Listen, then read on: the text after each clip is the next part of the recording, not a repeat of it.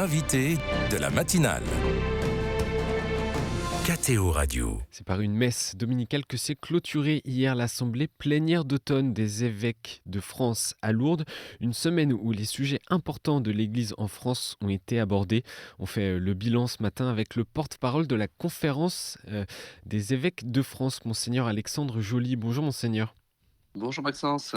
Merci beaucoup d'être avec nous en ce lundi matin sur KTO Radio. Ça a été une semaine chargée pour les évêques français.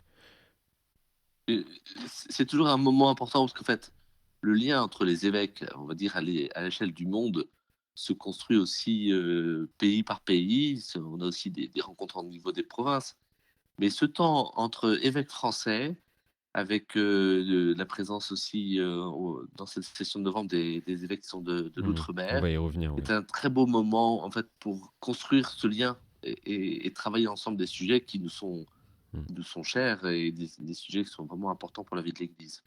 Un des sujets majeurs de cette semaine, donc ça a été l'accompagnement des personnes majeures victimes d'abus dans l'Église. Plusieurs textes ont été adoptés par les évêques. De quoi s'agit-il ? Alors, nous continuons à travailler donc suite au rapport de la SIAZ, un certain nombre d'éléments dans la vie de l'Église. Nous avions fait travailler des groupes après SIAZ, et donc il y avait quelques sujets qui continuaient à être travaillés, notamment la question autour de repères pour les confesseurs et puis pour l'accompagnement spirituel, en tenant compte des remarques qui avaient été faites, des recommandations qui avaient été faites. Et donc nous avons adopté 2 textes assez importants qui ont été travaillés avec les prêtres dans les diocèses à travers les conseils presbytéraux. Donc comme ça, ces textes ont pu être appropriés par les prêtres eux-mêmes, ce qui était un point vraiment très important. Et puis aussi un texte important pour l'accompagnement des prêtres. Donc ce sont des choses qui se construisent avec le temps, mais pour lesquelles nous veillons à ce que le plus de personnes possible, et donc notamment celles qui sont concernées, là, les prêtres, soient impliquées. Et donc nous arrivions à la présentation finale de ces textes et à la manière d'adopter ces textes. Donc ça, c'était les choses importantes que nous avons pu recevoir. Et puis nous continuons un volet qui a déjà été travaillé dans une précédente assemblée, au mois de mars dernier, qui est l'accompagnement des personnes qui ont été victimes quand elles étaient adultes. Donc là, on continue la réflexion, on continue à approfondir, à prendre tous les éléments pour pouvoir mettre en œuvre à travers l'accueil, l'accompagnement des personnes, la manière de les aider, la manière aussi de travailler à la réparation, et notamment aussi en tenant compte d'autres éléments comme la justice civile et la justice canonique qu'il faut aussi pouvoir mettre en œuvre quand il est possible de les mettre en œuvre. Donc c'est aussi tout ce travail-là qui se poursuit et qui s'est poursuivi pendant notre session de novembre. On s'attendait peut-être à ce que ce dispositif de reconnaissance et de réparation soit appliqué. Monseigneur Éric de Moulin-Beaufort a annoncé hier lors de son discours de clôture que le principe était acquis, mais qu'il fallait encore préciser des points qui restent incertains. Pourquoi avez-vous décidé de prendre ce temps supplémentaire ?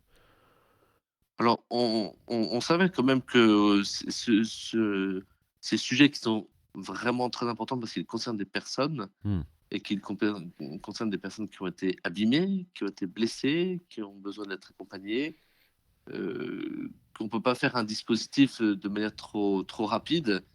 Et il faut tenir compte aussi de la spécificité des différents diocèses, de la dimension aussi de la loi française. Il ne s'agissait pas de faire un dispositif avec une autre justice à côté, donc de tenir compte de ces éléments. Et donc ça se construit, mais à mes yeux, c'est plutôt bon signe. C'est vrai qu'il y a toujours une attente que dans une assemblée, on puisse tout de suite prendre des décisions, mais sur les sujets qui sont importants et qui vont impliquer un long temps d'accompagnement avec un certain nombre puis une mise en œuvre qui va être assez déterminante, ça nécessite de travailler quand même des points précis et d'être sûr de la manière dont nous avançons. On est aussi en train d'ouvrir des chemins nouveaux, en fait, dans la manière d'accompagner les personnes. Donc il me semble normal. Moi, je suis pas surpris que ça prenne du temps. Moi, je m'attendais bien à ce que ça prenne du temps, que ça continue à se construire. on a eu plusieurs propositions. On a eu 2 grandes propositions, qui sont travaillées, qui sont réfléchies et donc qui vont D'accord. continuer à être travaillées. Donc c'est entre 2 façons d'adapter ce dispositif que les discussions doivent continuer? C'est exactement ça et qu'est-ce que l'on prend est-ce qu'on prend, l'un des 2 dispositifs? Est-ce qu'on l'améliore? Est-ce qu'on l'ajuste? Est-ce qu'on trouve une autre alternative? Est-ce qu'on travaille aussi d'une autre manière? Donc ça va se construire, moi je suis assez confiant, les choses se font petit à petit. Autre axe majeur de travail, de réflexion de cette assemblée plénière, celui de la mission dans une société sécularisée et multireligieuse. Vous avez notamment entendu à plusieurs prises de parole mardi et mercredi dernier de cardinaux et évêques africains, des 3 mouvements scouts ou encore du pasteur Krieger ou encore du métropolite Dimitrios. Pourquoi ce choix et qu'est-ce que vous en avez retenu? L'Église, elle n'existe que pour la mission. S'il n'y a pas la mission, l'Église n'a aucun sens. C'est vraiment comme cela que le Christ a fondé l'Église, qu'il a institué l'Église et donc quand on travaille la mission, on travaille ce qui est le cœur, la raison d'être et ce qui on va dire, oriente chaque aspect de la vie de l'Église. Donc c'était très touchant, c'était très émouvant d'abord de commencer en écoutant les archevêques, africains avec cette dimension de l'Église tout entière, de l'Église dans le continent africain. En France, nous avons la chance d'accueillir beaucoup de prêtres Filii Donum, donc c'est ce nom qui vient d'une encyclique du pape Pie XII, qui sont des prêtres qui sont envoyés en mission dans un autre pays, une sorte de partage. On parle d'échange des dons entre églises. Donc c'était important d'écouter les archevêques qui nous envoient les prêtres et comment ils voient cet échange, cette réciprocité, on va dire cette fraternité, cette amitié entre les diocèses.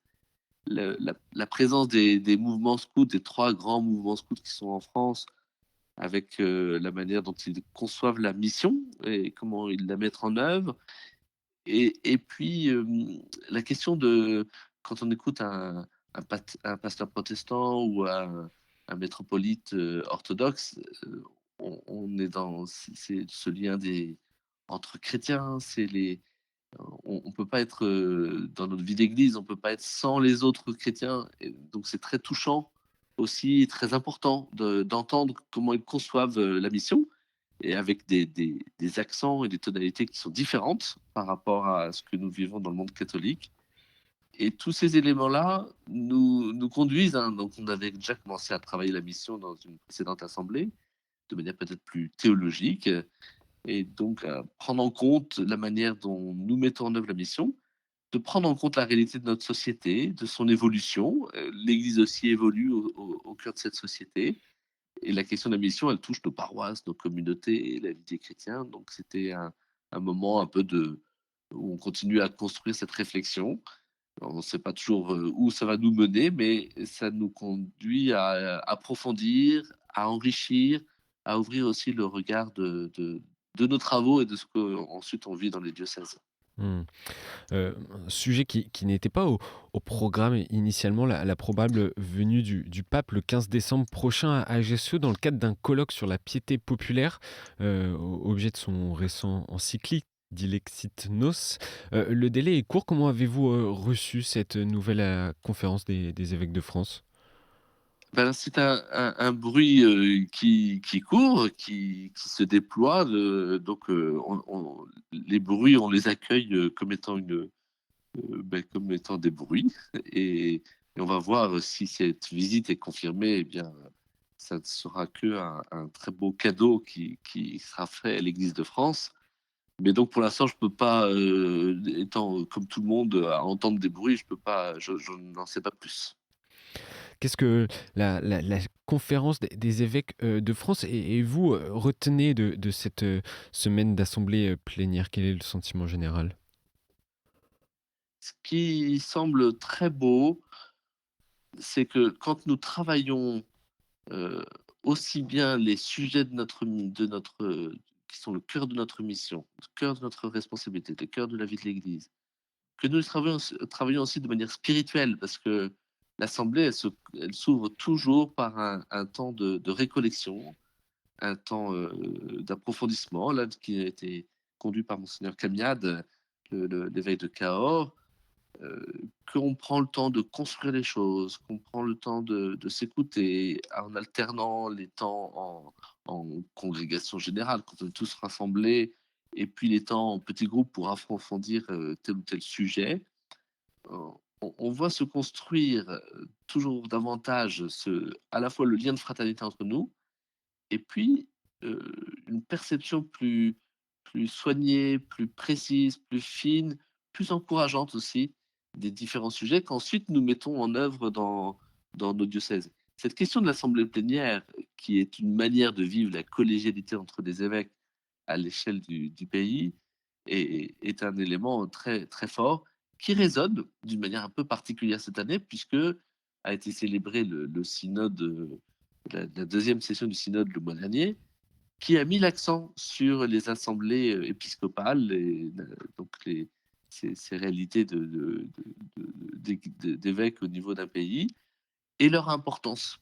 Leur importance pour le lien de l'Église tout entière, et puis l'importance pour la mission de chaque évêque dans son diocèse. Donc ça, c'est des éléments qui nous éclairent, en fait, et qui nous éclairent, on va dire, concrètement.